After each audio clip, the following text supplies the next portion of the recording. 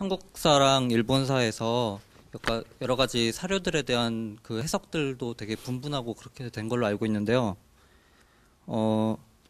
도레인이 처음에 문화를 전파하는 과정에서 어떤 사료 같은 거에 대한 해석이 우리나라에서 입장에서는 뭐 저도 그랬듯이 진짜 정설로 우리나라 그 한반도에서 완전히 문화를 대부분 전파하는 걸로 이렇게 받았는데 일본에서는 그런 역사 교육에서 어떤 식으로 그 우리나라의 그 도레인의 문화 전파와 비슷하게 그렇게 역사 교육이 되고 있는지. 우선 그 간단하게 답하면은 일본에서도 도레인들이 일본의 고대 문명, 고대 국가의 형성에 아주 큰 기여를 했다고 하는 것은 다 인정을 하고 있습니다. 그리고 교과서에도 꽤 자세하게 쓰고 있어요.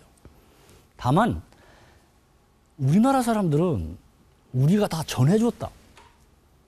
일본은 당시 미개했기 때문에 우리가 선진 문화를 전해줬다는 식으로 자꾸 얘기를 하는데 저는 그거는 좀 잘못됐다고 생각을 해요. 왜냐하면 아무리 좋은 문화를 전해준다 하더라도 그것을 받아들일 수 있는 사람들의 능력이 없으면 그거는 그야말로 지나가는 거에 불과합니다. 나름대로 일본에서는 소화할 수 있는 자체의 역량도 있었다. 이렇게 보는 게 맞을 거예요. 그거는 근현대에서는 마찬가지입니다. 우리가 짧은 기간에 이와 같은 근대화를 할 수 있다고 하는 것은 그야말로 감춰졌던 또는 개발이 안 됐던 우리들의 소질, 능력 같은 게 있기 때문에 밀려오는 일본을 통해서 들어오는 근대 문명, 서구 문명 이런 것들을 스스로 소화했다고 하는 그런 게 맞다고 봅니다. 저는 예전부터 삼국 통일이라는 말이 많이 거슬리거든요. 솔직히 신라가 삼국을 통일한 게 아니기 때문에 그 말을 다른 말로 대체할 건 없을까요? 후에 삼국 통일 이후에 북에 그 발해라는 나라가 또 존재해서 요새는 남북국 시대 이렇게는 부르잖아요. 그러니까 그 삼국 통일을 어떤 명칭을 부를까는 최근에 좀 논란이 되고 있습니다만은 적절한 명칭을 찾기가 힘든 것 같아요. 일단 그 분립되어 있던 정립되어 있던 나라를 하나로 아우르면서 그 고구려 계통의 사람들이 북에 다시 그 발해라는 나라를 세움으로 해서 남북국 시대로 간다고 하는 식의 설명이라고 할까 이런 것들로 가는 게 현재 추세인 것 같습니다.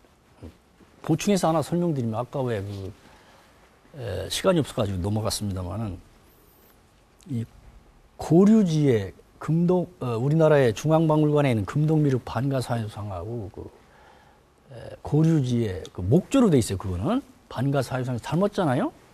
한 10몇 년 전에 일본의 초등학교 학생들, 6학년 학생들이 역사 수업을 받다가 저한테 그 편지를 보낸 적이 있어요.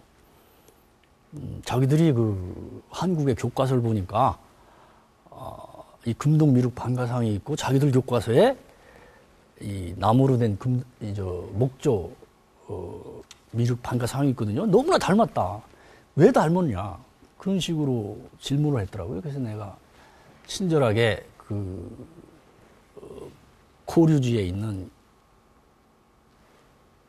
그러한 불상도 이 백제 또는 신라에서 만들어서 보냈다. 그 이유는 뭐냐? 그 나무의 재질이 바로 그 소위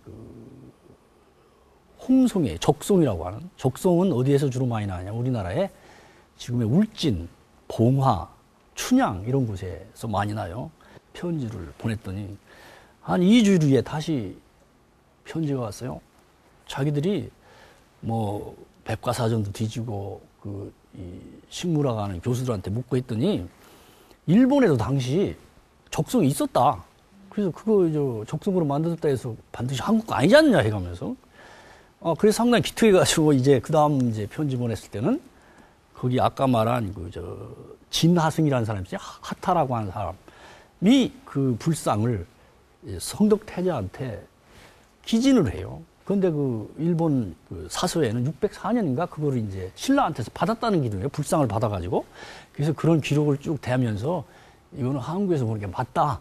그것은 무엇을 의미하냐면 역사라고 하는 것은 여러분들과 같은 사람들이 자꾸 의문을 제기하고 하다 보면 우리 같은 전문가들도 다시 한번 생각하게 되고 다시 한번 생각하다 보면 거기에 맞는 새로운 자료 이런 것들을 찾아내서 역사를 다시 써간다고 하는, 고쳐간다고 하는 그런 게 있다고 하는 예를 여러분들한테 지금 말씀을 드립니다. 이 도레인의 물결이라고 하는 것은 어떻게 보면 우리가 상상한 것 이상으로 큰 파장을 일본에 주었습니다. 어떤 사람은 한 4세기에서 6세기까지 한 200년 동안에 한반도에서 한 200만 명 가까운 사람이 넘어갔다고 하는 그런 설을 주장하는 사람도 있고, 최근에는 일본인과 한국인의 DNA를 분석해 보면 거의 90% 정도가 일치한다고 하는 얘기도 하는 게 있어요. 이렇게 본다면 한국과 일본 두 나라 사이의 관계라고 하는 것은 대단히 밀접한, 그 밀접하다는 것은 인간의 이동이라고 하는 측면에서도 증명이 된다고 할 수가 있습니다. 이상으로 강의를 마치겠습니다. 감사합니다.